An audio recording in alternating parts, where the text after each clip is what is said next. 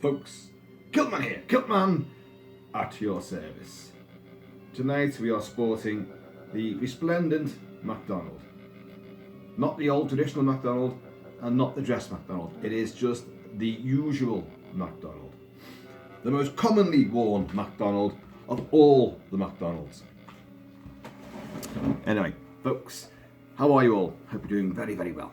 Right, I've got a little video here and it's a mask review. Yes, he's got another mask, and this one comes courtesy of those talented chaps over at Ghoulish Productions. Yes, they came to knock them out the park. The little Midas touch they have with their maskage has proved itself absolutely superlative over the years, and this is no exception, because this mask I saw Dr. Lady over on Creepy Cheapies, his channel there. Dr. Lady, love your stuff, mate, love your stuff. And I saw him review this mask only about a week ago, and I thought, I want that mask. That mask looks absolutely amazing. I really must have that mask. And lo and behold, I've got it. So, without further ado, let's show you said mask. Now, the little subtle bit of music I'm playing behind you right now is not as subtle as it once was a minute ago. It's Scarecrows, a rather shitty, crappy 80s bloody horror movie, which really wasn't much cop. But it's got a great spooky score by the now deceased Terry Plumeri, and it's a wonderful, eerie score, full of really scratchy noises and bassoons and oboes and really creepy, weird, bellicose sound effects, which is perfect for things like this. Twinned. Now, this is called Scareborn, this mask. Scareborn. Remember that, because at some point throughout this video, I'm bound to call it Scarebones, because in my head, I keep thinking it's Scarebones, because I don't know what Scareborn means.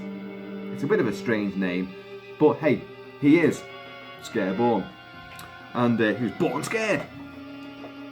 And this guy is not from any movie at all. He is totally created from the imagination of those talented chaps over at Ghoulish Productions.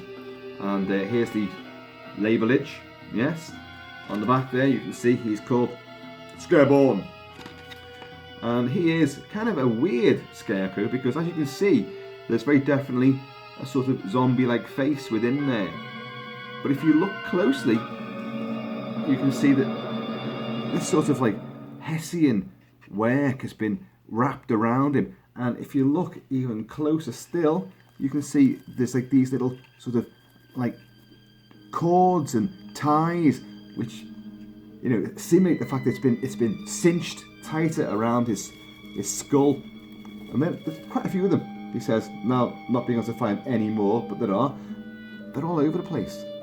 And it's a clever little thing, because you get the idea that they put these little sort of rip ties in to tighten this thing around his noggin. I mean, you'd be pretty pissed off too, wouldn't you, if you wrapped up in like a Hessian sack and then left out in the field all day. And speaking of fields, you know, and scarecrows and straw, look at this lovely raffia work, which is poking out of all these little rips and slits, and his little tufty bonts here. As you can see, it's like a sack, like almost like a pumpkin, you know, but the sack has been tied at the top there, and the raffia work is brilliant. You know, this has been shipped over, of course, and you know, maybe there was more, I don't know, but it seems fairly anchored in, and for such a flimsy looking bit of material, that works a treat, and it adds a really delightful finishing touch to what is, you know, ostensibly a scarecrow, albeit one that was clearly a living being within there. And that ties in with this film Scarecrows.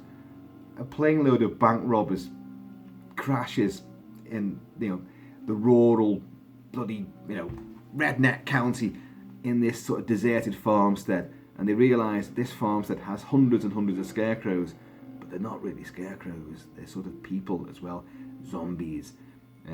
It's a great premise for a movie, but the film's badly executed. But anyway, but there's a connection there. Let's get this label off. I know people like to see these labels, but there we go. He's done. Oh, the camera went for a little ride there. Let's get him back. Now, what you can see, that's some more details. You've got these gorgeously spooky, weird eyes. Look at those. Bizarre, aren't they? Look, you know, again, a lot of masks I've done lately have had sort of milky white eyes, sort of off-white, sickly, sort of glowing eyes. And as usual, Ghoulish are fantastic at rendering eyes. The paintwork and the lacquer that they put on these things gives them a sheen, gives them a life, a bit of a vitality, which really brings them to icky, sticky, ooky, spooky life. And they also are wonderful at mouths. And look at them, look at the teeth on this, look at the molars here. Beautifully sculpted, beautifully rendered, very detailed. You know, all the gums have shriveled back. And you can see also there's a bit of nose taking place here, a bony nose. There is clearly withered flesh on show in the rips around this sort of Hessian sack. His chin is exposed. But you've got also this wonderful detail on the Hessian sack. You know, the stretches, the contours. Very beautiful detail. You know, it is great stuff. You have this rope cord tied around the neck, obviously there. Now, I'm slightly disappointed with that, and only because I've seen other masks where a very similar effect has been done, where it looks a little bit more realistic. Like for instance, Trick or Treat Studios did the zombie mask, the infamous zombie poster boy, also known as Magatai, Where Am I, from Lucio Fulci's Zombie Flesh Eaters. You'll find a video on that. I've reviewed that before, as well as the film. You know, so there's plenty of zombie material on the channel. But I've reviewed that mask, and there's a sort of rope tied around his neck, but it's like a real material. This is just like part of the latex. It has a little bit of a shine to it as well, so it kind of doesn't look as realistic as maybe I'd like that to be. But hey, I'm nitpicking, you know, because I can. But oh, you know, I think it's a fabulous mask. The second I saw this in Dr. Lady's hands, I thought, I'm having that. He's joining my collection, that's for certain. And here he is. So on the back here, you can see that is Ghoulish Productions is stamped into the mask there. I think on the other side we have Made in Mexico. Yes, we do, Made in Mexico. But that's where they are made, in Mexico. On the inside, let's have a look. There's normally... Okay, there is something here. There's a little... I don't know what it is though. There's a little bit of a mark going on there. You can see there. And it's in some sort of very bright pink ink. It looks like it could be a W6. Could be a W6. Or it could be, if you turn it the way around, it could be a 9M. I don't know. But there doesn't appear to be any other markings in there. But it's always nice to find these little, you know, sort of relics that have been put in. Little, you know, signings or initials or a number which you think, oh, this is number 3 out of, oh, however many. Oh, I'm lucky, I got one of the early ones. You don't know what it means, really. Now, ordinarily, in all the mask videos that I've done, I think I've worn the mask in pretty much every single one I've ever done. Because it's part of the point of it, isn't it? You know, see how it looks. See how if you can see out of it properly, how does it fit? You know, does it look good on a human body? That's if you class my body as human. But this one, folks, I'm afraid I can't do it because, and I've never encountered this before, I can't get my head inside it. Even the music went dun dun. He can't get his head inside it. What's going on? It is, I think you can probably tell anyway, it is a very small mask. It is, it genuinely is. But I've got lots of small masks. I've never had a problem before, but I cannot get this over my head. Now, I know I've got all this stuff going on. You know, this is all my raffia work here. Yes, I had it stuffed earlier. But I can't get it on. So, in fact, I got it down to my nose, and my nose was getting crushed in, and I thought, oh shit, I can't breathe. So, I had to abort the mask wearing mission. So, I have to use your imagination. Yeah, that's how it looks.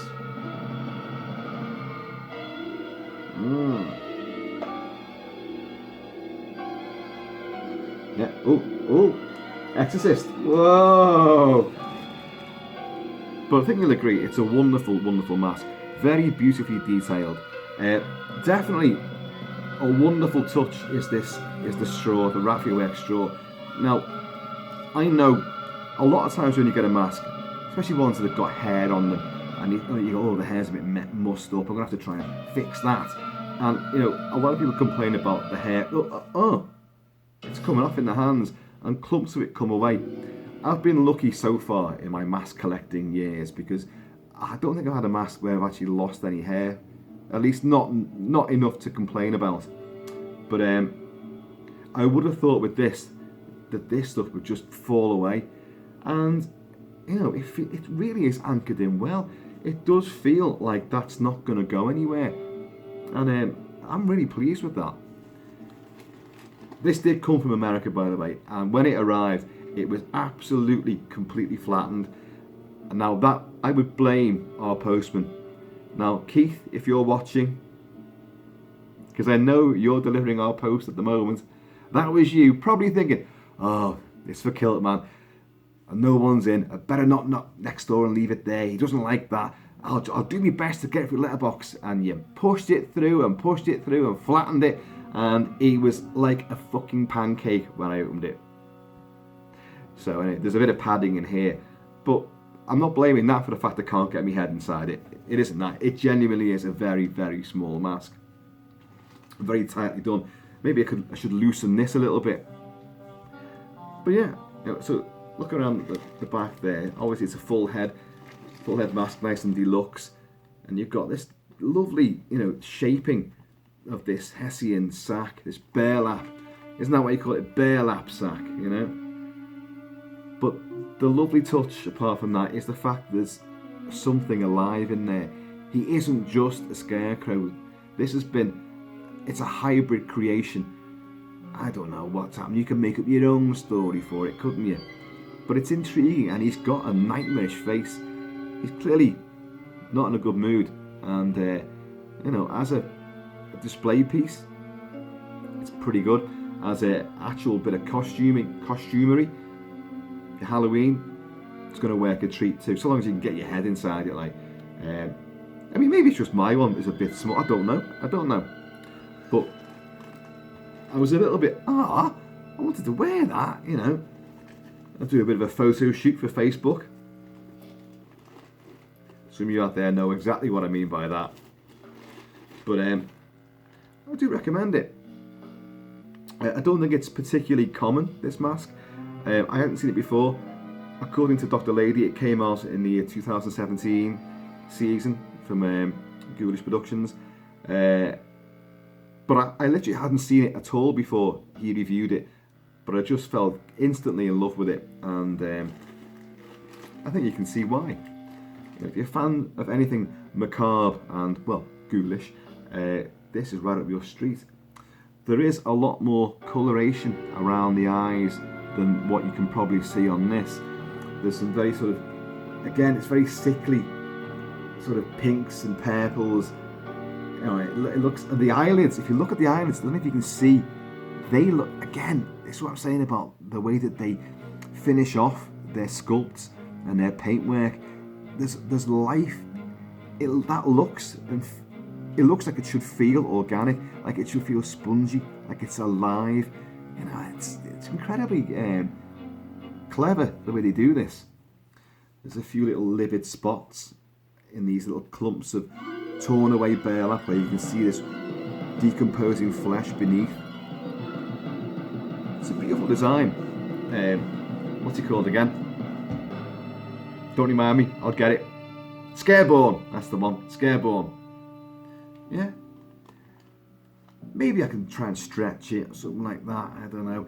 Put the hairdryer on it, kind of loosen the latex a little bit. Because no offense, mate, but you are hideous. Hideously gorgeous is what I'm trying to say.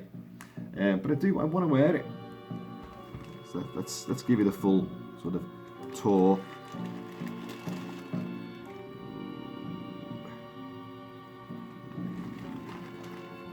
Hey, there he is again. The profile, he is quite creepy. I mean, look at that, you know, leaning in. It's a beauty, isn't it? Look at his eyes. But I love the fact that, you know, you can see, you kind of want to tear away at the rest of this bear lap to see what really lies beneath there. Is that a man in there? Something, you know? What is he?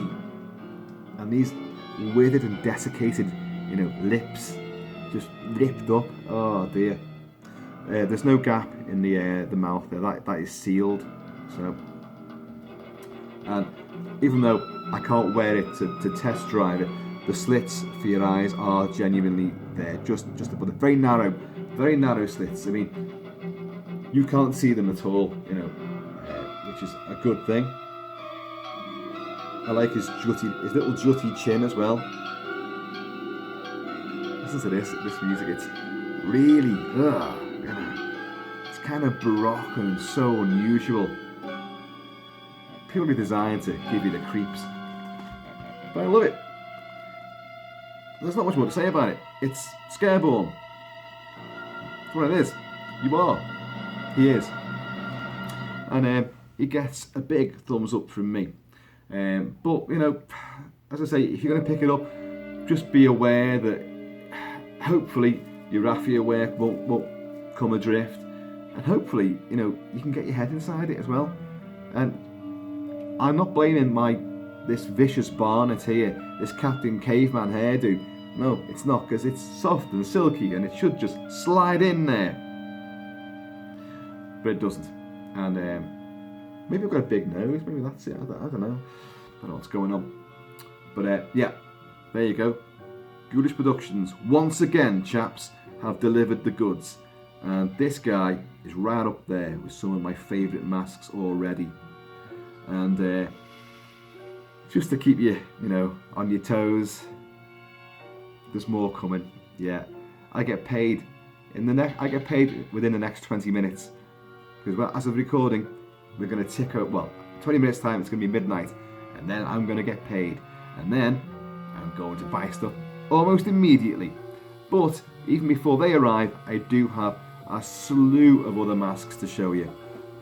But I wanted to get this one done because he's just so damn beautiful. As I say, you can make up your own story about him. He is definitely a scarecrow, but inside that you have a zombie. It's two for the price of one. Two monsters. There you go. Double the trouble, double whammy. So folks, hope you like him, and hope you're all gonna stay safe, stay healthy, stay happy, keep it kilted, keep it Celtic, and for God's sake, watch out the scarecrows.